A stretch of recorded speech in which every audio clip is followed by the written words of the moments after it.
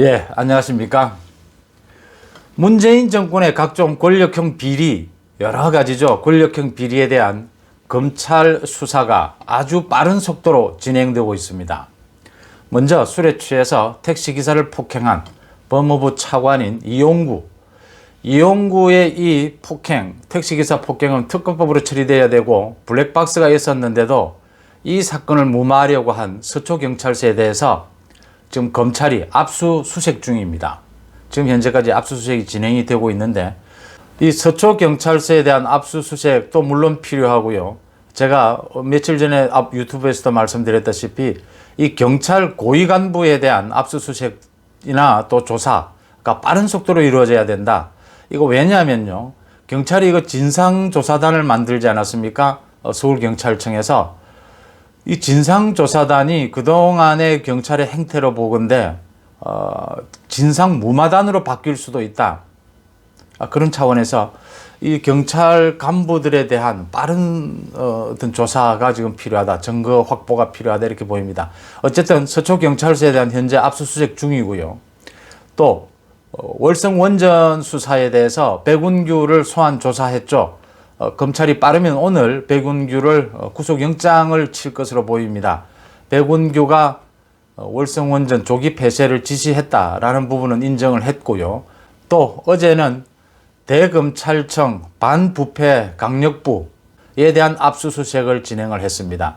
김학의 불법 출금과 관련해서 이승윤 지금 중앙지검장인데 당시 반부패부장이 이 검찰의 수사를 하지 못하도록 방해한 그 혐의를 잡아내기 위해서 대검찰청을 수원지검에서 압수수색했습니다. 어제는. 그 다음 최강욱 열린민주당 의원에 대해서 검찰이 어제 기소를 했습니다. 허위사실 유포죄로. 이 지난 한 9개월 동안 끌어오던 부분인데 소위 그 채널A 사건과 관련해서 최강욱이가 이 채널A 기자가 했다는 말이라고 하면서 자기가 SNS에 퍼뜨린 글이 허위사실이었다. 이것도 서울중앙지검에서 수사를 하던 부분인데 이성윤이가 뭉개왔다 이런 의혹을 받은 거죠. 기소를 했습니다. 최강욱이는 이 기소 외에도 이미 재판 중인 건이 있습니다. 그 조국의 자녀의 그 인턴 허위 발급한 사실에 대해서 지난 선거 때 거기에 그런 사실이 없다라고 말한 부분, 그 선거법 위반 부분으로 지금 재판 중인 것도 있죠. 또 송철호 울산시장 건에 대해서 송철호를 며칠 전에 소환 조사를 했고요. 이제 임종석 소환 조사가 임박하지 않았느냐 이렇게 보입니다. 어쨌든 전방위적인 이런 검찰 수사가 다음 달 말까지는 마무리가 되면 이제 어느 정도 문재인 정권의 권력형 비리 의혹이 좀 전모를 드러내게 된다. 검찰의 이 수사가 어느 정도 좀 가닥이 잡히게 된다. 먼저 백운규 월성 원전 수사에 대해서 백운규에 대해서 검찰이 빠르면 오늘 구속영장을 청구할 방침입니다. 이 백운규가 그 산업부 원전산업정책과의 그 정모과장, 이게 주굴레 과장입니다. 이 과장이 사실은 백운규에게 청와대 당시 최이봉 비서관이죠.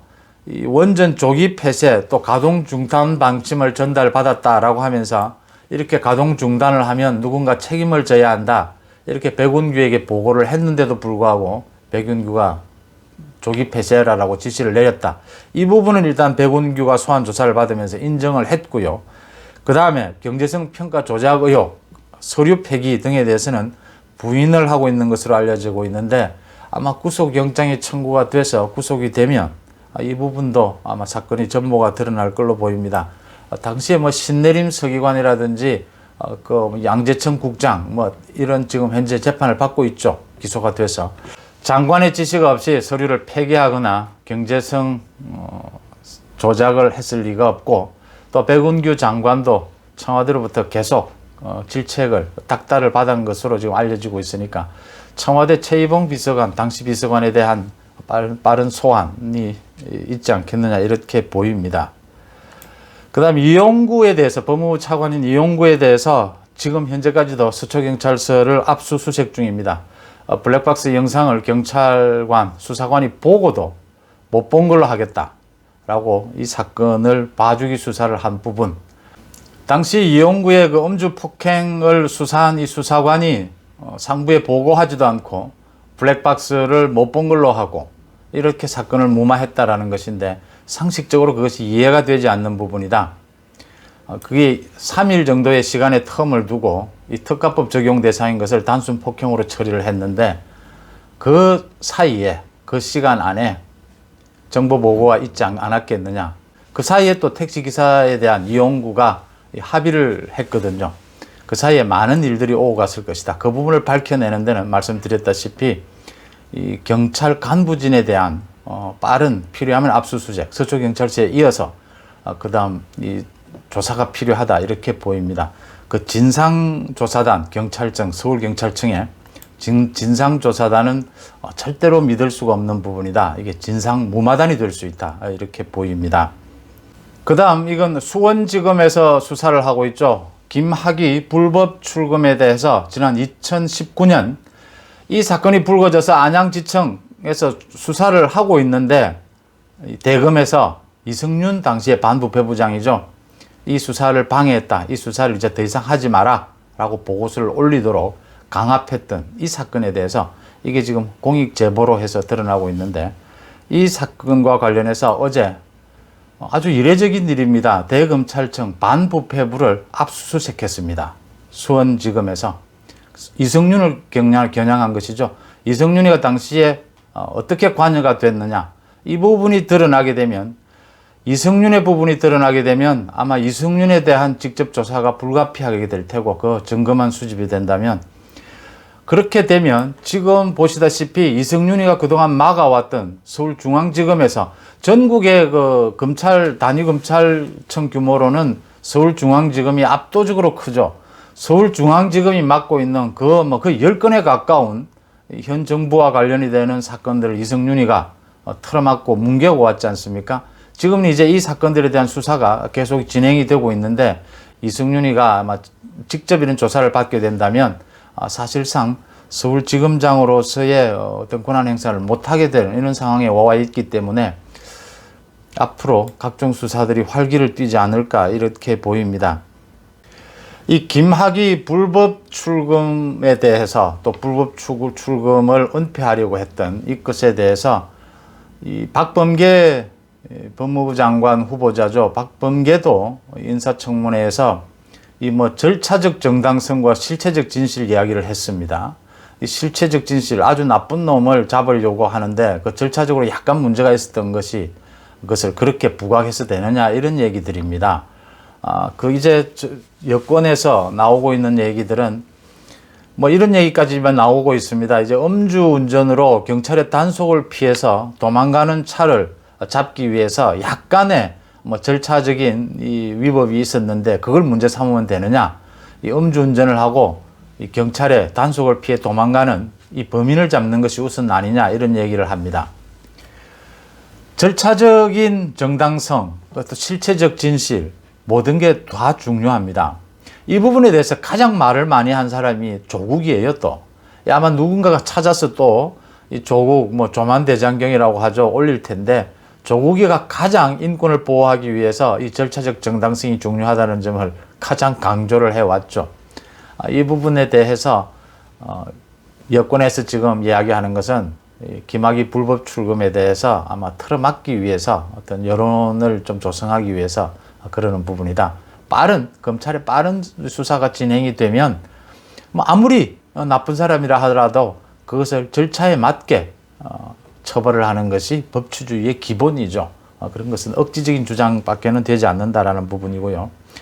그 다음에 열린민주당의 최강욱 의원이 허위사실 유포로 어제 기소가 됐습니다. 최강욱이가 채널A 사건 관련해서 글을 올린 것은 이겁니다. 이거 이철 전 밸류 인베스트 코리아 대표인데 지금 현재 수감 중입니다. 12년형을 받았죠. 이 7천억 원에 가까운 이 금융사기로 지금 수감 중인데 이 이철에게 채널A 기자가 이런 말을 했다라는 겁니다. 그 당시에 사실이 아니라도 좋다. 당신이 살려면 유시민 노무현 재단 이사장에게 돈을 줬다고 해라. 그러면 그것으로 끝이다.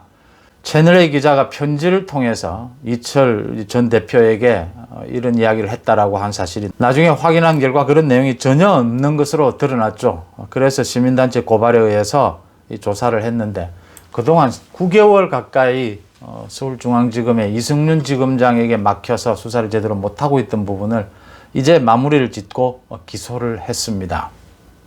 이 처장만 달랑 있는 공수처를 놓고 공수처가 제대로 가동이 되려면 이제 3월 초는 돼야 할 텐데 벌써부터 이 같은 김학의 불법 출금이라든지 여러 가지 건에 대해서 공수처로 이관해야 한다, 이첩해야 한다라는 주장이 나오고 있습니다. 공수처를 독립기관으로 설립하겠다, 운영하겠다라고 하는 자신들의 말을 자신들이 뒤집는 꼴입니다. 검찰을 압박을 주는 거죠. 보란 듯이 윤석열 검찰이 각종 건에 대해서 빠르게 수사 속도를 내게 되면서 다음날 말까지는 가장 국민들이 지금 많이 알고 싶어 하는 것은 도대체 이 많은 권력형 비리 건들에 대해서 청와대는 문재인 대통령은 어떻게 관여되어 있는가 하는 부분들입니다. 그 부분에 대해서 다음달 말까지는 좀 명료하게 드러나게 된다면 문재인 정부는 검찰에 의해서 사실 치명타를 받게 되지 않을까 그렇게 보입니다. 선거까지 가기 전에 이 검찰 수사를 통해서 문재인 정권은 회복하기 어려운 어떤 치명상을 입게 될지도 모른다. 이런 전망도 나오고 있습니다. 고맙습니다.